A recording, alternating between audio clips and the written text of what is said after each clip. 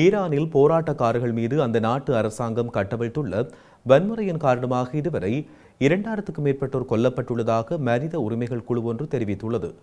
இதனிடையே போராட்டத்தில் ஈடுபட்ட ஈரானியர்களுக்கு உதவி கிடைக்கும் என அமெரிக்க ஜனாதிபதி டொனால்ட் ட்ரம்ப் தெரிவித்துள்ளார்.